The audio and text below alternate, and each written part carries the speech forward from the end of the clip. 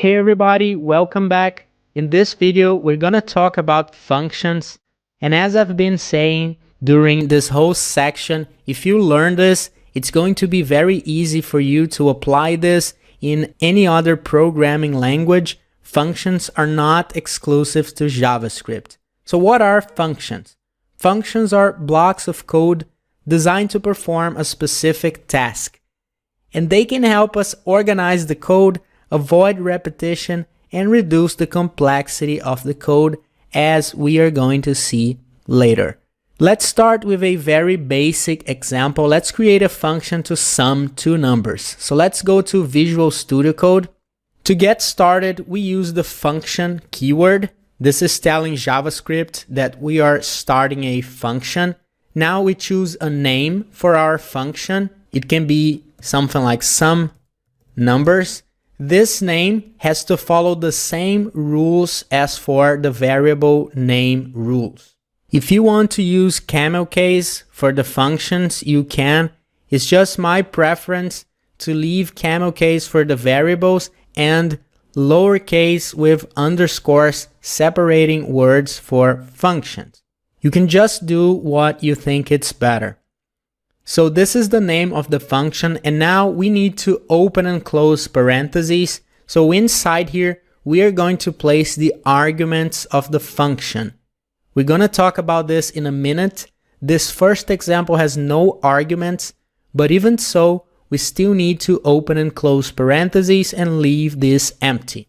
Now we are going to open and close curly braces, and inside here will be the block of code that will be executed by this function. So in this case, I'm going to create a variable called num1. Let's assign any number like 5. Second variable, num2. Then we assign 2. Now I'm going to create a new variable called sum. And sum is going to be num1 plus num2. Then I can just console.log sum. If we save this and refresh the page, we can see that nothing happened. Actually, when we create the function, we are not executing it. We are just declaring it. The way we are going to execute this function is by invoking it. So to invoke the function, we just call it by name. So its name is sum numbers. We open and close parentheses. This is where we are going to place the arguments. This function has no arguments, but we still need to use parentheses. Then semicolon. And now if we do this, refresh the page, now we can see the result in the console. So now that we have created this, every time we want to use this function, we can just call it. We don't have to repeat that code every time.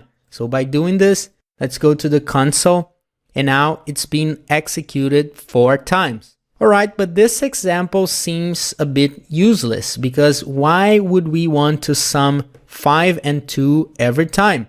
Ideally, we would want a dynamic function that we can change the numbers. This is where arguments are going to become useful. So with arguments, we will be able to change the numbers every time. So let's create another function.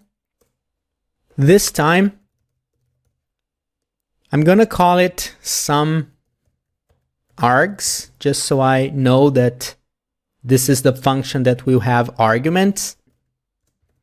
Now this is going to be similar, but the difference is that now instead of creating the variables inside the function, we are just going to declare them as arguments. So num1 and num2. And now we're going to pick it up from here. So doing the sum, num1 plus num2, and then we are going to do the same thing, console.log.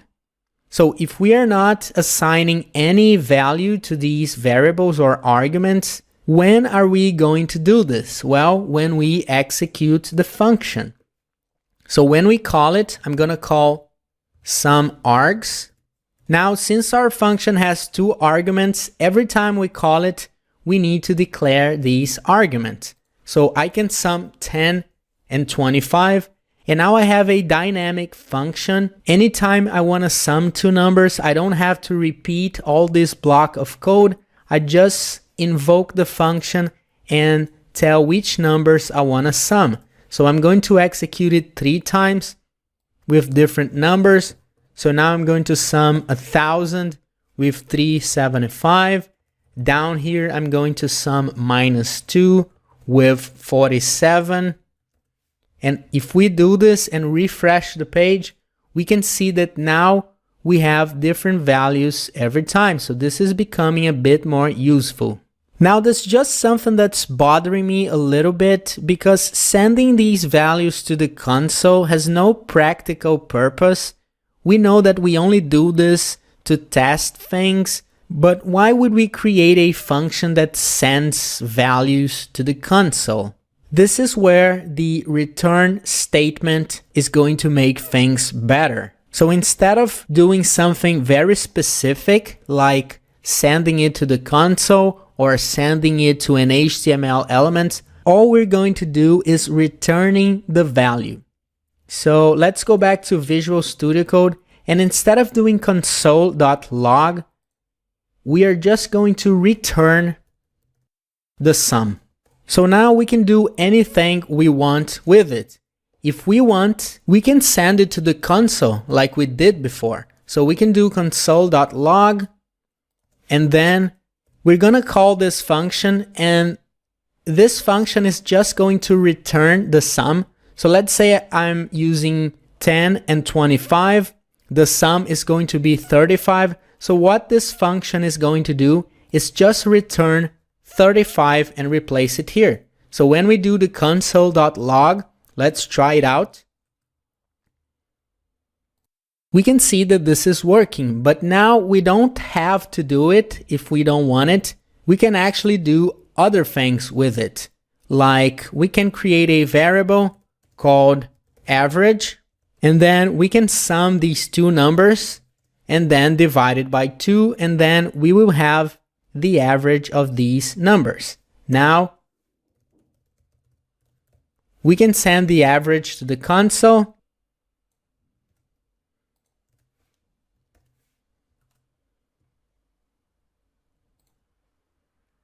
And now we can see that this is working pretty well. Now let's go a bit further. I've included a small challenge for you. Can you sum -27 and 55 using our SumArgs function and show the result in the element below? This is pretty simple, right? Because now our function is just returning the values. So let's copy this ID.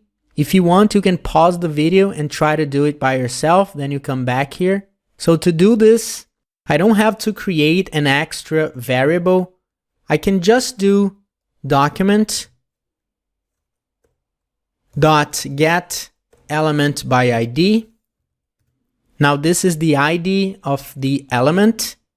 Then I can do dot inner HTML, and now I can just execute the function, and all it's going to do is return the value and put it right here. So the sum that I asked was -27 and 55. So if we do this, go back there, refresh the page, we are sending this result to this HTML element. If you think this is too basic, don't worry, we're gonna have opportunities to do more complex stuff. For now, let's do it like this, step by step. There's still some important things that I want to talk about first. Then we can start increasing the complexity.